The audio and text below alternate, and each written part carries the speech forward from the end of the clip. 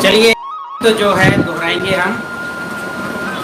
चंदन है इस देश की माटी, चंदन है इस देश की माटी, तपो भूमि हर ग्राम है, तपोभूमि हर ग्राम है, हर बाला देवी की प्रतिमा, हर बाला देवी की प्रतिमा, बच्चा बच्चा राम है, बच्चा बच्चा राम है, हर शरीर मंदिर सा पावन, हर शरीर मंदिर सा पावन, हर मानव उपकारी है, हर मानव उपकारी है, जहाँ सिंह बन गए खिलौने, जहाँ सिंह बन गए खिलौने, गाय जहाँ माँ प्यारी है, गाय जहाँ माँ प्यारी है, जहाँ सवेरा शंख बजाता, जहाँ सवेरा शंख बजाता, लोरी गाती शाम है,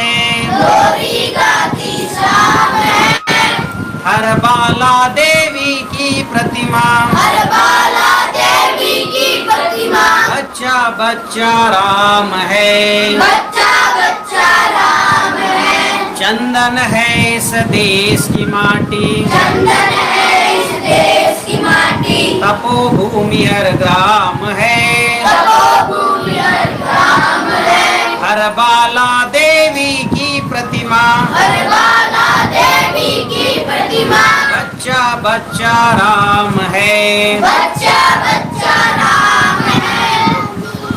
चलिए आज हम सब हमारे ओम अष्टांग जीवन दर्शन गुरुकुलम का हमने आज दोपहर में शुभारंभ किया।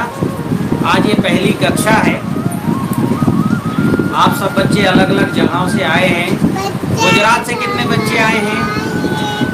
गुजरात से 3 बच्चे, महाराष्ट्र हरियाणा से 1 2 3 4, मध्य प्रदेश से 1 2 3, पंजाब से, छत्तीसगढ़ से, अच्छा अब कौन सा राज्य बच गया? झारखंड से। तो आप सब अलग अलग राज्यों के बच्चे यहाँ आज आए हुए हैं और पिछले 2 वर्ष से हम प्रतीक्षा कर रहे थे कि हम प्रकृति के जीवन विज्ञान पर आधारित गुरुकुल शुरू करेंगे, पर ईश्वर का योग ऐसा आया कोरोना महामारी के चलते इसको आगे बढ़ाना पड़ा और आज विक्रम संवत 2078 आषाढ़ पूर्णिमा, जिसको गुरु पूर्णिमा भी कहा जाता है, एक अच्छा अवसर मिला। हमारे जो है जैविक जीवन शैली विज्ञान मिशन के राष्ट्रीय सह व्यवस्था प्रमुख श्री संतोष जी हमारे आएंगे। ये जो है हमारे जैविक जीवन शैली विज्ञान मिशन के राष्ट्रीय सह व्यवस्था प्रमुख जी हैं। पूरे देश भर में जैविक जीवन की व्यवस्था के लिए प्रवास और संपर्क कर रहे हैं। ये आपके बीच में अभी हैं। बायोकेमिस्ट्री मतलब किस पौधे में कौन सा तत्व है, रसायन है, और वो हमारे शरीर में क्या काम आता है, ये सब बताने के लिए आपके बीच में एक प्रसिद्ध चिकित्सक और केमिस्ट्री के बहुत अच्छे जानकार हमारे बीच में हैं, मनोज जैना जी। जैना जी आइए। और ऐसे हमारे पास अलग अलग शिक्षक हैं और दोपहर के समय में सभी शिक्षक आपके बीच में आए हैं। आप सबकी मुलाकात हुई, सबको आपने पुष्प दिया ना? हाँ। ऐसे सारे आपके बीच में रहेंगे, इनको गुरुजी क्या बोलेंगे? गुरुजी। हाँ। गुरुकुल में एक गुरु माता भी आपके बीच में रहेंगी, जो माँ जैसे आपको पूरा जो है आपकी देखरेख करेगी। हमारे भारतवर्ष में जब बच्चा 6 साल का हो जाता था तो उसको गुरु माता और गुरु पिता के यहाँ भेज देते थे, घर में नहीं रखते थे। भगवान राम की किसके प्यारे थे? कौन सबसे ज्यादा प्यार करता था उस समय पे? उनकी माँ और उनके पिताजी। क्या नाम था भगवान राम के पिताजी का? नाम क्या था? दशरथ, राजा दशरथ। हाँ, उनको बुढ़ापे में बच्चे हुए तो मतलब बहुत बहुत ज्यादा स्नेह था, बच्चे को छोड़ नहीं सकते थे और बच्चे के वियोग में उन्होंने प्राण दे दिया। लेकिन जब गुरुकुल भेज रहे थे तब खुशी से भेजा। मात्र 6 वर्ष की आयु में, 6 वर्ष की आयु में भगवान राम या बालक राम गुरु के पास चले गए। माता पिता और राजपाट पूरा सब छोड़ के गए कि नहीं गए? भगवान राम को किसने देखा है?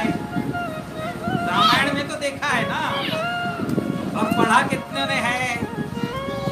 पढ़े भी है रामायण। अब देखिए ऐसी भगवान कृष्ण भी बालक अवस्था में वो भी चले गए।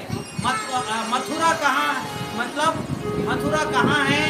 और उज्जैनी में आके पढ़े, इतने दूर आए मात्र 6 वर्ष की आयु। ऐसे 6 वर्ष की आयु में जितने हैं सब अपने माता पिता को छोड़ के और सब कहाँ गए? गुरु के पास गए।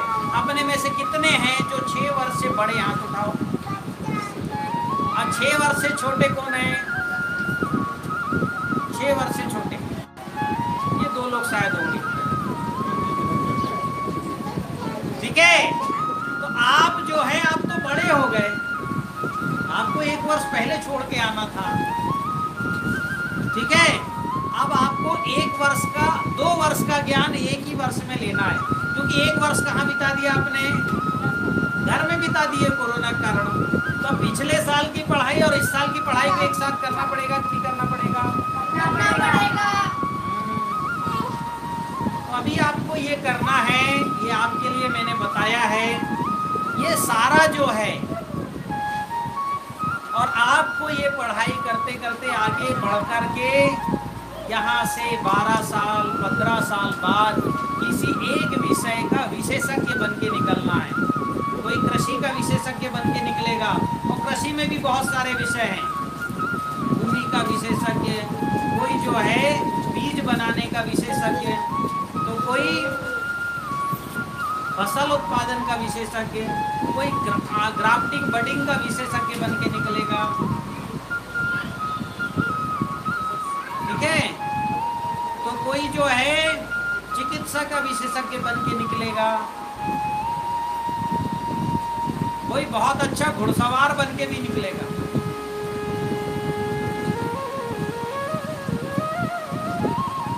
कोई बहुत अच्छा गणितज्ञ बन के निकलेगा। और जो हमको लगेगा कि इसको जो है एक बार पढ़ने से, जैसे भगवत गीता है, हमने पन्ना पलटा के पढ़ लिया और याद हो गया, तो उसको हम फिर IAS IPS की परीक्षा दिलवाएंगे सीधे, वो IAS बन के निकलेगा। अभी हम आपको ये भी विद्या सिखाएंगे कि आंख बंद करके कैसे भगवत गीता को पढ़ा जाता है। कैसे करके? हाँ, पट्टी बांध लोगे, पूरा बंद रहेगा, फिर भी पढ़ोगे आप, और एक एक अक्षर ठीक से पढ़ लो। ये भी आपको हम अभी इस विद्यालय में समय, अभी आप शुरुआत में हैं, अभी जो जो बोला जाता है वो आपको करना है। ठीक है, आपको समय के साथ सब चीज हम कराएंगे। बहुत अच्छा जैविक भोजन, जैविक भोजन, जैविक घड़ी, जैविक ऊर्जा और जैविक कर्म, ये 4 आधार हैं प्रकृति में। कितने आधार हैं? 4। जैविक भोजन, जैविक घड़ी, जैविक ऊर्जा और जैविक, ये चारों काम करते हुए आपको हम सिखाएंगे। तो चलो आगे मैं अभी चलता हूँ, आप लोग इत्मीनान से बैठे। अब हमारे बीच में पालक आए हुए हैं, इनमें से कौन कौन हैं जो, जिनके बच्चे यहाँ आए हुए, थोड़ा हाथ उठाइए। पालक कौन कौन है जिनके बच्चे यहाँ बैठे हैं? 1 2 3 4 5 6 7 8 9 10 11 12, ये 12 पालक। और YouTube से हमसे जितने लोग जुड़ रहे हैं उन सबके लिए मैं एक चर्चा कर रहा हूँ। अगर आपको सुनाई कम दे रहा हो तो पास में आके बैठ जाओ, इधर बैठ जाओ। ठीक है, ठीक है, तो हम गूढ़ चर्चा के विषय पर जा रहे हैं।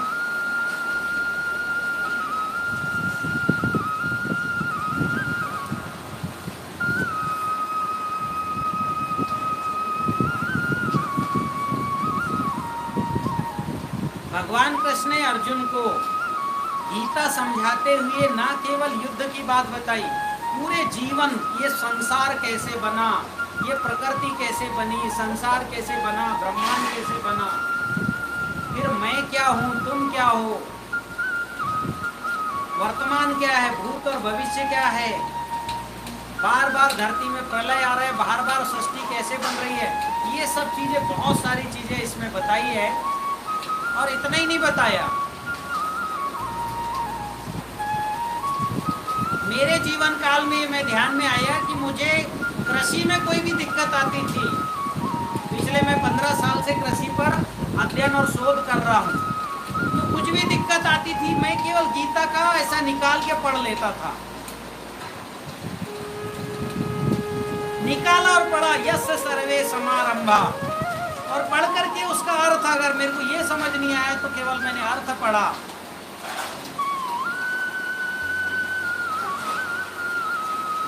तो ये जो है केवल मैंने कुछ भी, ये मतलब हर चीज की कुंजी है। कुंजी जानते हो किसको बोलते हैं? कुंजी किसको बोलते हैं? चाबी। तो ये हर जो है समस्या की चाबी है। केवल कृषि की समस्या नहीं, आपके जीवन में कोई समस्या आना है,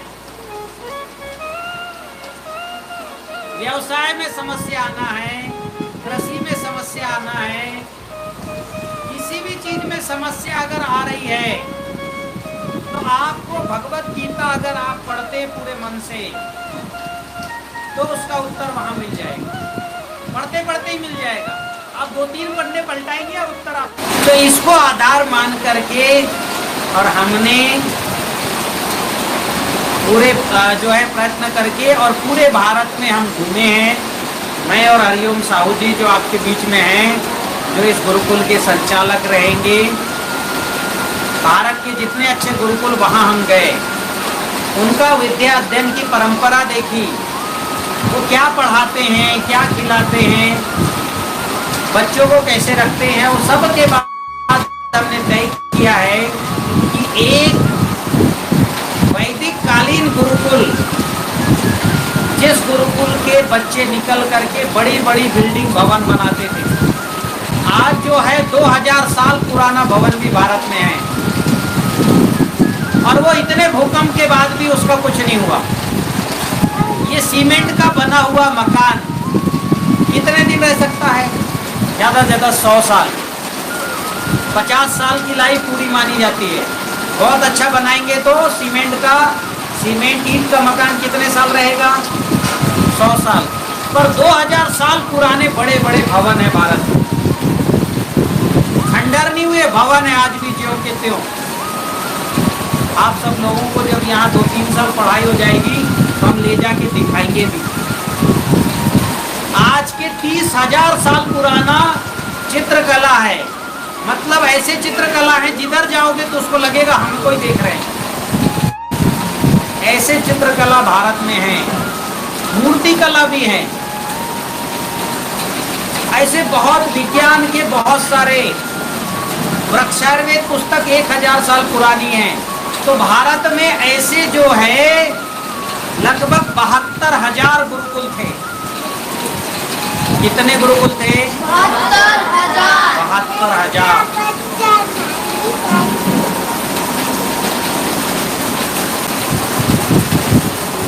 आयुर्वेद के बड़े बड़े ग्रंथ हैं, 2000 जड़ी बूटियों के, उनके सारे रस उनमें क्या है, कैसे काम करता है, वो सारे आयुर्वेद का भी बहुत बड़े जो है, खगोल विद्या के भी बड़े बड़े ग्रंथ हमारे यहाँ रहे। तो ये सब चीजें हैं। इन जो इतने जो भारत में इतना सारा जो ज्ञान था, वो सारा ज्ञान भगवान कृष्ण ने एक छोटी सी पुस्तिका में समेट दिया।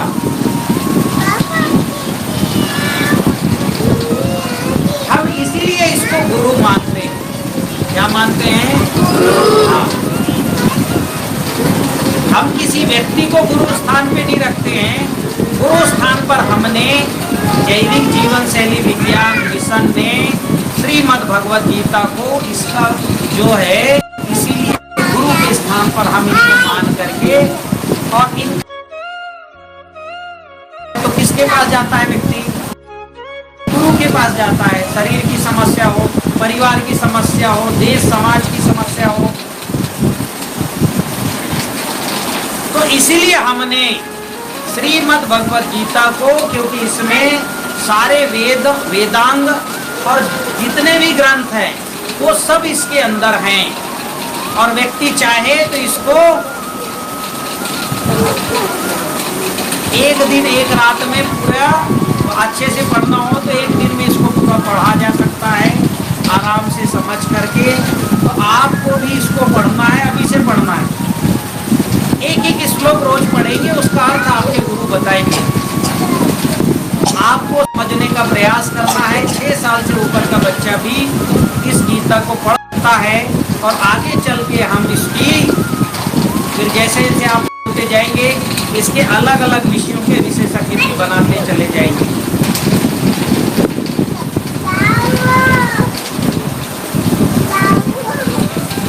तो अभी क्या होता है, हमारा गुरु कौन है? श्रीमद् भगवत, हाँ, हमारा जो पूर्ण गुरु है, क्योंकि जो मनुष्य है वो पूर्ण नहीं हो सकता। कहते हैं पूर्ण केवल भगवान कृष्ण थे। भगवान राम भी कुछ चीजों में पूर्ण नहीं थे, तो भगवान कृष्ण पूर्ण थे। उन्होंने गीता का ज्ञान दिया और भगवान कृष्ण जो भी रहे, पर उनके द्वारा दिया गया ये गीता, इसके अंदर हर प्रश्नों का उत्तर है, इसलिए हम इसको गुरु मानते हैं।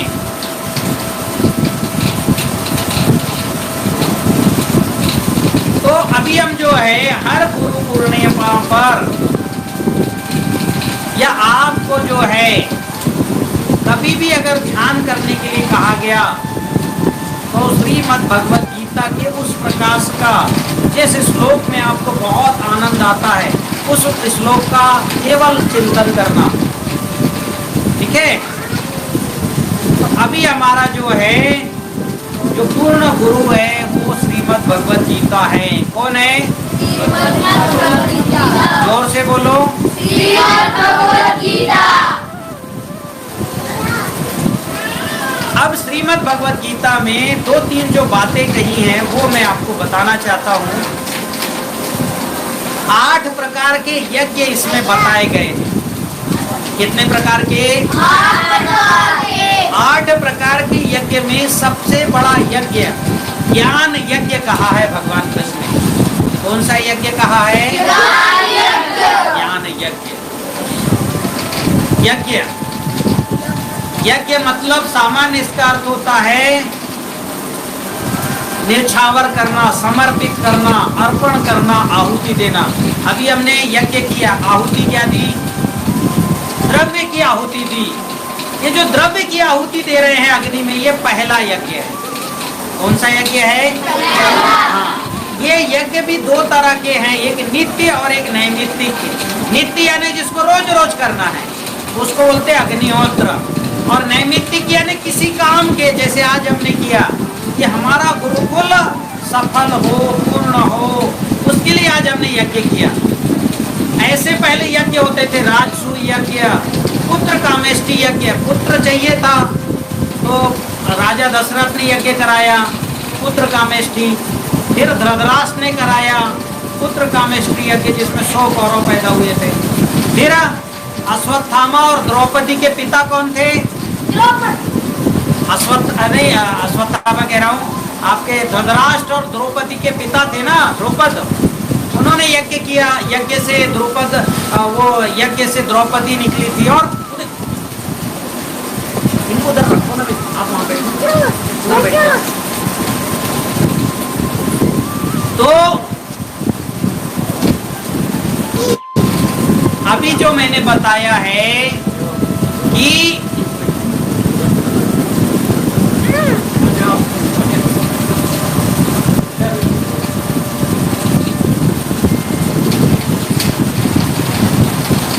तो ऐसे जो हैं, पहला जो यज्ञ था वो यज्ञ कौन सा था? आहुति डालने वाला। आज हमने कौन सा यज्ञ किया? आहुति डालने वाला। स्वाहा बोला पंडित जी ने तो हमने डाला ना। क्या क्या डाला उसमें? घी था और जौ था और तिल था और चावल था और कुछ चंदन की छोटी लकड़ी और बुरादे थे। तो अभी हमने जो यज्ञ किया वो द्रव्य क्या यज्ञ है? किसका यज्ञ है? हाँ, वो जैसे अग्नि में गया जल करके 100 गुना 1000 गुना बन के निकला और किसको पहुंच गया? ब्रह्मांड के हर कण को, जिसको जहां जरूरत थी उस तक पहुंच गया।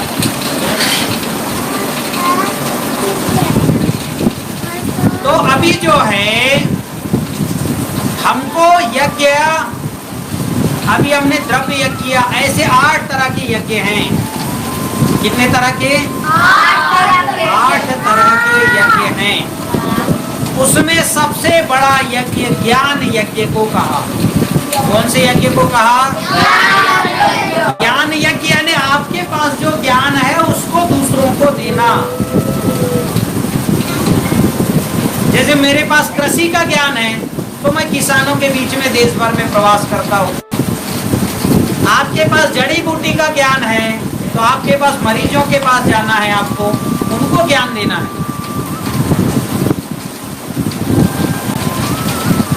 आपको भवन बनाने की कला आती है तो उनके पास जाना है। मतलब जिसको आपके पास जो ज्ञान है उस ज्ञान को बांटना, इस यज्ञ को सबसे बड़ा यज्ञ कहा। किसने कहा? भगवान कृष्ण ने कहा ज्ञान यज्ञ। तो सबसे बड़ा यज्ञ कौन सा है? हाँ, ज्ञान यज्ञ का केंद्र है गुरुकुल। ज्ञान यज्ञ का केंद्र कौन है?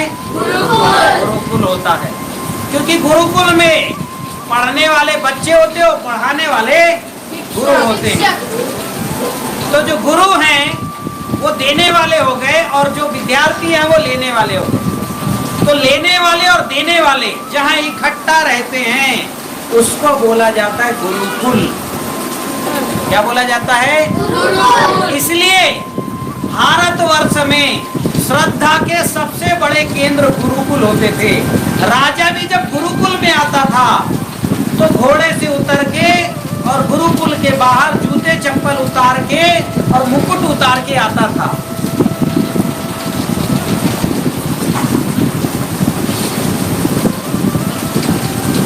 कौन आता था मुकुट उतार के? राजा। कहाँ आता था?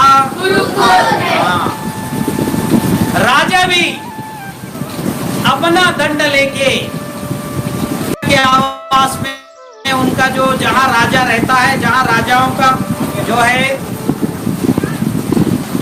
राजसभा होती थी, वहां जाते थे तो राजा खुद उठ करके खुद अगवानी करने जाता था गुरु का।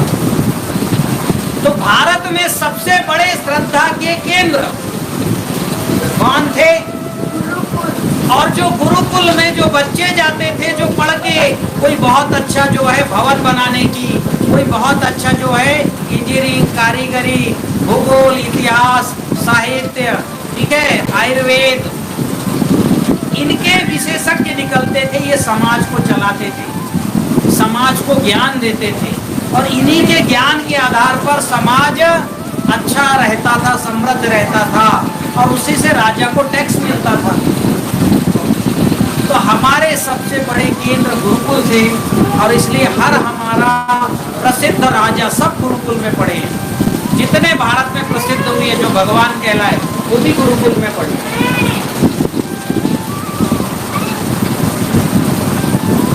तो सबसे बड़ा यज्ञ कौन सा है?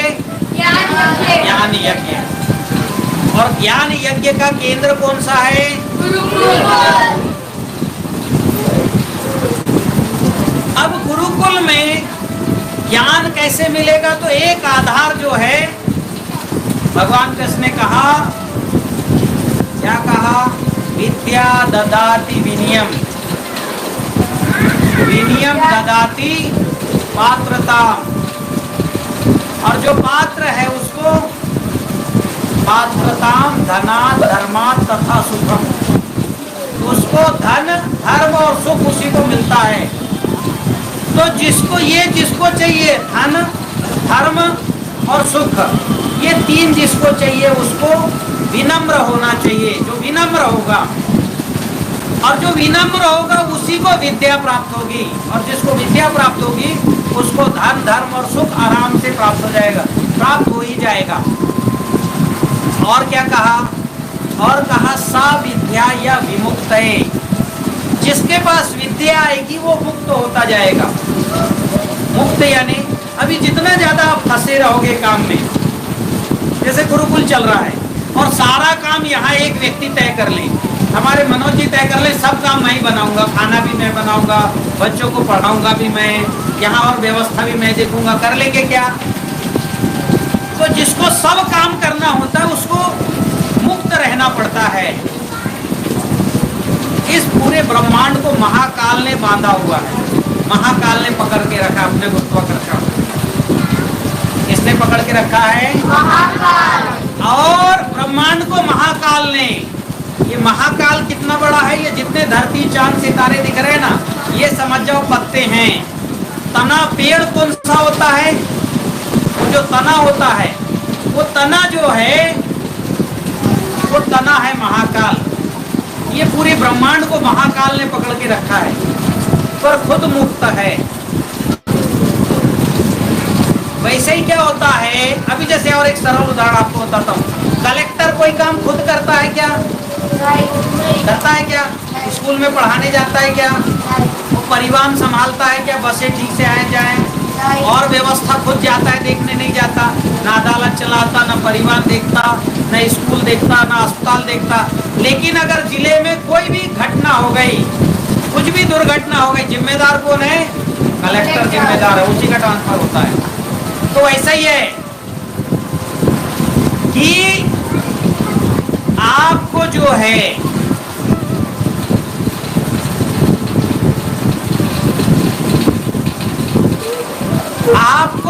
मुक्त रखते हुए हर काम को करने की क्षमता आपके अंदर तब पैदा होगी जब आप जो है विद्या से पूर्ण हो जाएंगे।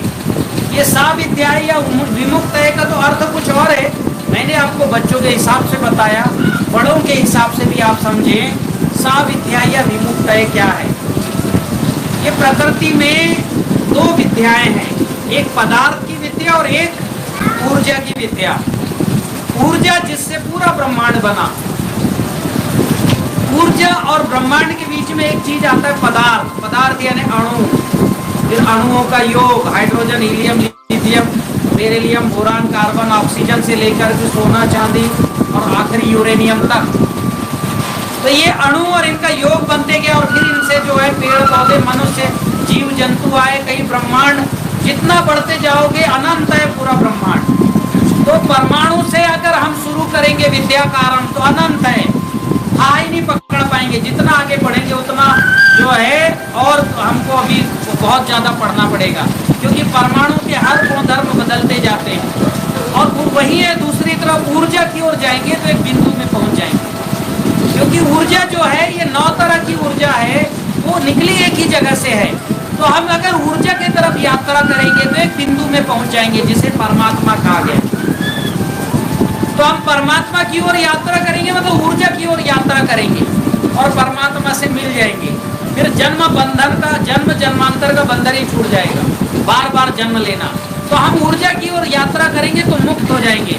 सा विद्या या विमुक्त है, हमको ये बार बार जन्म लेना, दुख सुख भोगना, इससे मुक्त हो जाएंगे। और पदार्थ की ओर यात्रा करेंगे तो फंसते चले जाएंगे, फंसते और आखिरी में फंस करके रह जाएंगे। तो पदार्थ की ओर यात्रा करेंगे तो फंसेंगे उसकी माया, उसको माया का भगवान कृष्ण, इस माया में फंस जाएंगे इसको समझने में। तो इसलिए कहा कि विद्या, हमारे यहाँ जो ऊर्जा की अध्ययन करते थे उसको कहा गया विद्या, और जो पदार्थ का अध्ययन करते थे उसको कहा गया अविद्या। जो पेड़ पौधे कैसे बने, प्रकृति कैसे बनी, हम उसको कैसे और अच्छे से कर सकते हैं, इधर जो गया टेक्नोलॉजी के तरफ आप जाते जाओगे तो ये क्या है? अविद्या है। ये भी ज्ञान है, पर क्या नाम है इसका? अविद्या। और ऊर्जा का अध्ययन करेंगे तो ये क्या कहलाएगा? विद्या। तो सविद्या या विमुक्त है, हम आपको विद्या सिखाएंगे, ऊर्जा विज्ञान सिखाएंगे। क्या सिखाएंगे? हाँ, बहुत सरल है ऊर्जा विज्ञान। मैंने थोड़ा सा सीखा और पूरे भारत के लोग अब गुरुजी बोलने लगे। मैंने कभी नहीं कहा। आज गुरुजी होने का आभास मुझे आज पहली बार हो रहा है जब मैं आपको पढ़ा रहा हूँ। नहीं तो अभी तक कोई गुरुजी बोलते तो मुझे लगता है कि गुरुजी जो है अभी मैं इस लायक नहीं हूँ। लेकिन आज आपको मैं पढ़ा रहा हूँ तो लग रहा है कि हाँ, अब मेरे अंदर गुरुत्व है। अब मुझे एहसास हो रहा है हाँ कि अब हम कुछ पढ़ा सकते हैं। तो ऊर्जा विज्ञान की थोड़ी सी बात हमने समझी और हम जो है अच्छे ट्रेनर हो गए। हम आपको बचपन से ऊर्जा विज्ञान सिखाएंगे, आपको ऊर्जा की अध्ययन सिखाएंगे, क्योंकि ऊर्जा 9 ही है। इनको सीख लिए तो हर चीज जो है समझ जाओगे, हर चीज समझ जाओगे। कौन सा पौधा है, इसमें रस कौन सा है, किस बीमारी में काम आएगी, मिट्टी कैसी है, इसमें कौन सा फसल अच्छा होगा, मनुष्य को बीमारी हो गई तो कौन से तत्व की कमी है। बहुत सरल तरीके से हम आप जो है मरीजों को पहचानना सीखो। तो अभी हम आपको ऊर्जा विज्ञान सिखाएंगे। संभवतः भारत का ये पहला गुरुकुल होगा जो ऊर्जा विज्ञान की विद्या सिखाना प्रारंभ कर रहा है। अच्छा लगा कि नहीं? भारत का पहला गुरुकुल जो ऊर्जा विज्ञान की विद्या सिखाएगा।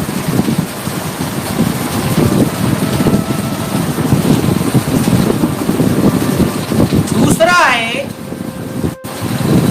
श्रीमद् भगवत गीता में दूसरी जो बात कही गई वो योग की कही गई है। पहली बात क्या कही गई है? यज्ञ की। कौन सी बात कही गई पहली? यज्ञ कितने प्रकार के हैं? 8 प्रकार के। ऐसे योग भी 8 प्रकार के हैं। कितने प्रकार के? 8 प्रकार के योग इसमें भगवत गीता में बताए गए। पहला है सांख्य योग। संख्या, पहले संख्या तो पता हो आपको, कितनी संख्या है। जब संख्या पता होगा तब आप जोड़ना घटाना करोगे ना। मान लो 4 और 3 को जोड़ेंगे तो कितना होगा? 7 होगा। और 4 और 3 होगा तभी तो जोड़ पाओगे आप। ये दोनों संख्या होगी तो जोड़ पाओगे क्या? नहीं जोड़ पाओगे। तो पहला योग था सांख्य योग। कौन सा योग है? इसको हमारे जो पहले लोग हैं उन्होंने सांख्य योग को ब्रह्मांड योग बना दिया। नहीं, सांख्य योग यानी संख्या का योग था पहले। आपको कुछ भी काम करना है, जैसे आपको खेती में काम करना पौधे पर, तो हमें पौधे में पता है इसमें 16 तत्वों का योग है, 21 तत्वों का योग है। तो पहले आपको 21 तत्व जानने हैं, तब उनका योग करोगे कि बिना जाने कर लोगे? जानने पड़ेंगे 21 तरह के योग। कौन से संख्या है इसमें, कौन सी संख्या है। हाइड्रोजन कितना है, फिर हीलियम कितना है, कार्बन कितना है, बोरान कितना है, ठीक है, फास्फोरस कितना है, पोटास कितना है। पहले आप इस संख्या को जानोगे, फिर जब जान लोगे तब आपको योग आएगा। आपको पता है कि 0.45% इसमें फास्फोरस होता है पौधे में, 0.40% पोटास होता है, 0.03% कार्बन होता है। जब आप पौधे की संख्या को जान लोगे तब उस पर योग कर पाओगे कि बिना जाने कर लोगे? जानना पड़ेगा। तो इसलिए क्या है, सबसे पहले श्रीमद् भगवत गीता ने सांख्य योग की व्याख्या की कि पहले किसी बात को जान लो। मनुष्य के शरीर में 108 तत्व हैं। कितने तत्व हैं? तो पहले शरीर को उन्होंने कहा जान लो, तब योग करोगे। हम संख्या जानेंगे नहीं और योग करने जाएंगे तो होगा क्या? और सब गड़बड़ होगा। एक तो योग कर ही नहीं सकोगे। तो इतनी सरल बात थी सांख्य योग, उसको दूसरे अर्थों में बताया गया। फिर दूसरा कहा गया ज्ञान योग, फिर तीसरा कहा गया कर्म योग,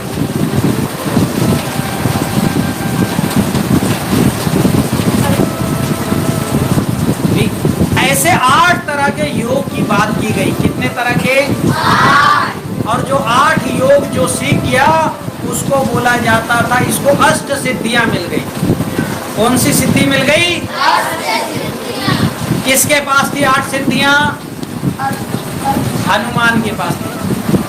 अष्ट सिद्धि नवनिधि के दाता, असबर दीन जानकी, मतलब जानकी माता ने हनुमान जी को अष्ट सिद्धियों का, हनुमान जी के पास अष्ट सिद्धियां थी। तो जो 8 योग का विशेषज्ञ हो गया वो क्या हो गया? अष्ट सिद्धि हनुमान। जब चाहे पहाड़ बन जाएंगे, जब चाहे जो है मच्छर जैसे बन जाएंगे, जब चाहे हाथ में पहाड़ को उठा लेंगे, जब चाहे, अभी कहाँ युद्ध हो रहा था लंका में, और जो है आधी रात के बाद निकले 2 बजे और हिमालय गए और वहां से पहाड़ को उठा के सुबह तक पहुंच गए। मतलब आज का जो जेट विमान था ना सुपरसोनिक, उससे भी ज्यादा स्पीड से हनुमान जी गए होंगे लंका से हिमालय, और वहां से उतना बड़ा पहाड़ उठा के ले आए। क्योंकि 8वें योग में जो 6वां जो योग है, उस योग में बताया जाता था शरीर को सूक्ष्म कैसे करना, फिर शरीर को मन की गति से कैसे दौड़ाना। ये सब योग जो है, ये अष्ट सिद्धियां, 8 तरह के योग जो है श्रीमद् भगवत गीता में बताए गए हैं, और इसको प्राप्त करने की सिद्धि भी बताई गई है। तो एक 8 तरह के यज्ञ और 8 तरह के योग। तो किसको सीखना है भैया 8 योग? देखो सबको हनुमान जी बनना है, ठीक है? हाथ नीचे करो, बहुत जोरदार। तो क्रम से सिखाएंगे। आपको रहना पड़ेगा 15 साल यहाँ। कितने साल रहना है? 15 साल। जितने योग हम जानते हैं, बाकी अभी वो योग हम तो जो है पहला, दूसरा, तीसरा, अभी तो मैं सांख्य योग पर ही कदम ताल कर रहा हूँ। ज्ञान योग अभी शुरू किया है मैंने, ये समझो आज से शुरू हुआ है। YouTube चैनल भी मैंने पिछले महीने से शुरू किया है, अभी तक केवल मैं देखते रहता था बस। तो सांख्य योग और ज्ञान योग, अभी हम 2 योग आपको सिखाएंगे, ठीक है? तीसरा योग है कर्म योग, वो हम आपको 1 साल 1.5 साल बाद वो उस पे भी शुरू कराएंगे। और मैं गारंटी देता हूँ आप सब कर्म योग में जिस दिन आओगे उसी दिन से आप पैसा भी कमाना शुरू कर दोगे। क्या कमाना शुरू कर दोगे? पैसा। हाँ। आपका क्या नाम बेटा? प्रज्ञा। इधर आओ बेटा, प्रज्ञा इधर आओ, यहाँ बैठो। हाँ, कितने साल की होगी प्रज्ञा बेटा? 7 साल। ये प्रज्ञा है, कहाँ से आई प्रज्ञा? मुंबई से आई है प्रज्ञा। कहाँ से आई है? प्रज्ञा 1.5 साल बाद इसको, अभी हम 1.5 साल तक इसको सांख्य योग और ज्ञान योग सिखाएंगे। 1.5 साल बाद ये कर्म योग सीखना शुरू कर देगी। क्या सीखना शुरू कर लेगी? कर्म योग। और ऐसी छोटी छोटी चीजें बनाएंगी कि ये चीजें जब जो है छोटी छोटी चीजें अपने हाथ से बनाएंगी। हाथ दिखाओ बेटा, आप ऐसा करो, दोनों हाथ। इन्हीं हाथों से प्रज्ञा जो है कुछ चीजें बनाएंगी और ये बाजार में उसकी कीमत होगी। प्रज्ञा जो बोलेगी वो पैसा देंगे लोग। क्यों? ये जिंदगी बचाने वाले कर्म योग करेगी, लोगों की जीवन बचा सके। छोटे छोटे काम, इस साल तो नहीं, अगले साल से हम बेटा आपको सिखाना शुरू कर देंगे। तो जिस दिन ये सीख जाएगी उस दिन पैसे भी कमाएगी, ठीक है? जाओ बेटा बैठो। अब ये बताओ, अभी लोग पढ़ाई किसके लिए करते हैं? लोग पढ़ाई करते काय के लिए करते हैं?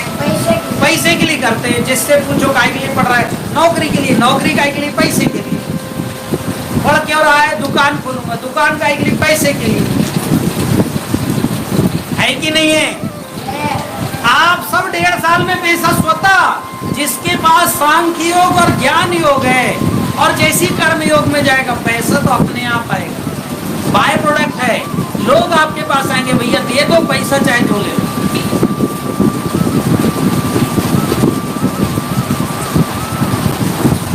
हमें पैसे तक रहना है क्या? उसके आगे बढ़ना है। आप जहां जाओगे समाज आपके सामने दंडवत होगा, प्रणाम करेगा। मैं एमएससी एग्रीकल्चर नहीं हूं। क्या नहीं हूं? एमएससी एग्रीकल्चर नहीं हूं, पर 2010 से जो एमएससी करके कृषि वैज्ञानिक बन जाते हैं उनको भी ट्रेनिंग देने मुझे जाना पड़ता है। पंतनगर विश्वविद्यालय बुलाता है, भैया ये हमारे कृषि वैज्ञानिक आए हैं, बेलजी भाई इनको ऑर्गेनिक की ट्रेनिंग आप दे दो।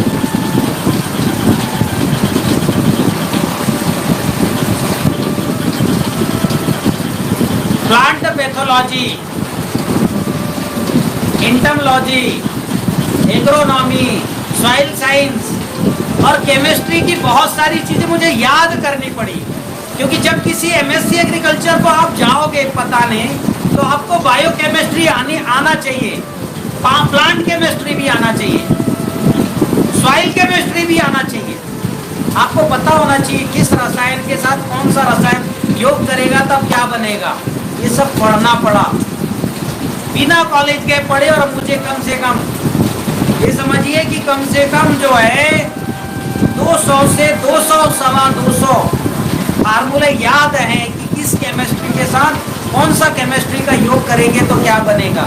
याद है तब जाके हम फार्मूले बता पाते हैं। इस बीमारी में ये करो। और यहीं से शुरू होता है रिसर्च। क्या शुरू होता है? तो जो रिसर्च करते थे वो भारत में ऋषि कहलाए। क्या कहलाए? ऋषि। हाँ, वो कई तरह के रिसर्च किए। भारत में कितने ऋषि हुए और महर्षि भी हुए। भारत में 32 महर्षि हुए हैं। कितने? 32। और ऋषि अनगिनत हुए, बहुत हुए ऋषि। और मुनि भी हुए। तो मुनि, ऋषि और महर्षि, जब आप जो है कर्म योग के बाद आगे बढ़ना शुरू होगे तब आप ऋषि बनने की परंपरा में चले जाओगे। और ऋषि में कोई बहुत अच्छा रिसर्च कर लोगे तो क्या बन जाओगे? महर्षि। क्या बन जाओगे? महर्षि। हाँ, जिद करके महर्षि बने वो हमारे भारत में हुए विश्वामित्र। क्या हुए? हाँ, वो जिद करके महर्षि बने, मुझे बनना ही है। कहानी है, लंबी कहानी है, सुनना है कहानी? कहानी सुनना है? और तो नहीं होगे? चलो देखो, महर्षि जानते हो? अभी महर्षि की बहुत सारी फोटो हम दिखाएंगे। चरक, सुश्रुत, वराहमिहिर से लेकर के और गर्ग, भृगु, परशुराम, बहुत से महर्षि हुए हैं। इनके दिखाएंगे चित्र। तो क्या हुआ कि उनमें एक जो है महर्षि थे वशिष्ठ। कौन थे? वशिष्ठ। उनके पास थी गाय। क्या थी उनके पास? गाय थी। तो विश्वामित्र एक राजा थे। उनने देखा कि महर्षि वशिष्ठ को हर चीज उनके आश्रम में मिल जाती, वो हमारे पास किसी काम के लिए आते नहीं। बस 5 मिनट में विषय समाप्त करूंगा मैं। तो उनको बड़ा ताज्जुब हुआ। उन्होंने कहा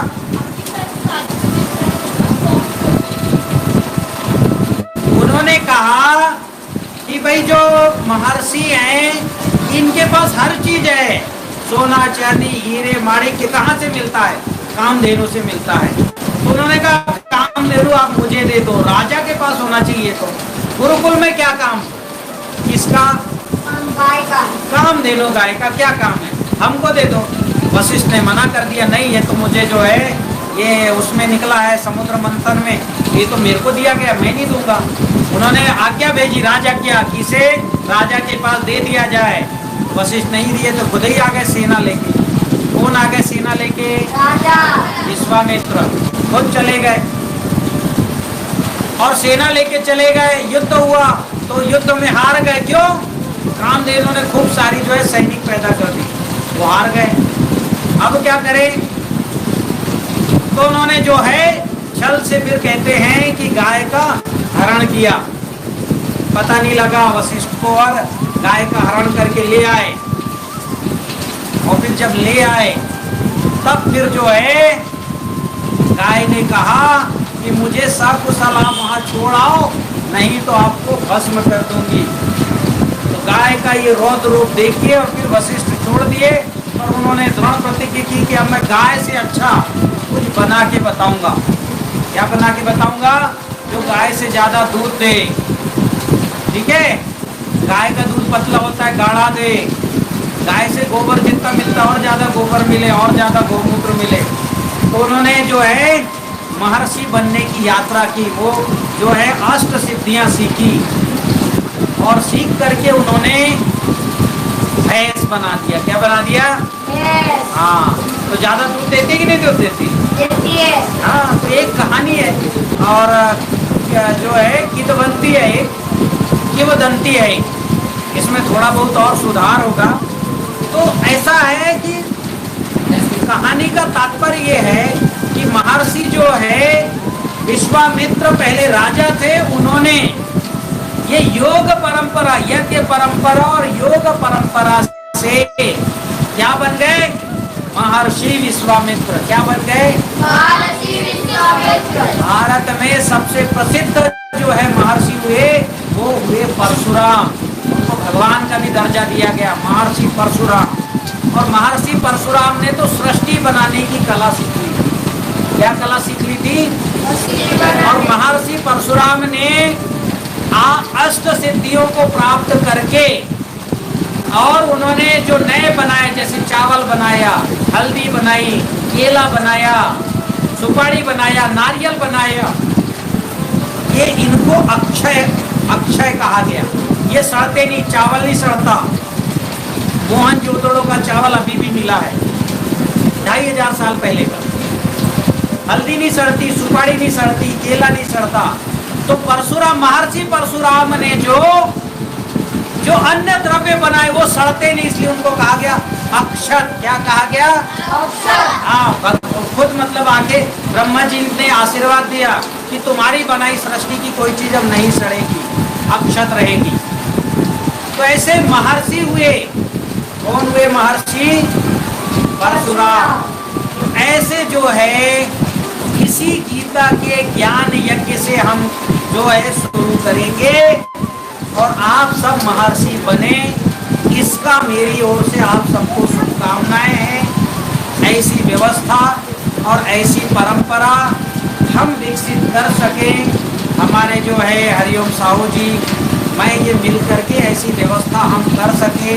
जैविक जीवन शैली विज्ञान समिति की टीम जो है ये व्यवस्था कर सके, ऐसा हम भगवान कृष्ण से आज ये हम जो आशीर्वाद चाहते हैं, श्रीमद् भगवद गीता से हम ये आशीर्वाद चाहते हैं कि हमें ये सक्षम बनाए और आप सब ये सद्बुद्धि प्राप्त करें।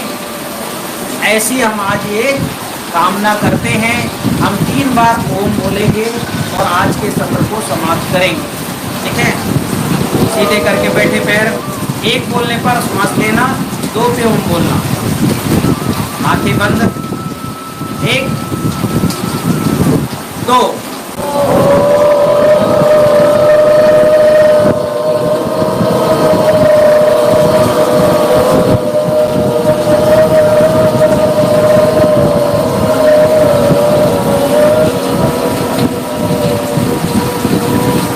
एक 2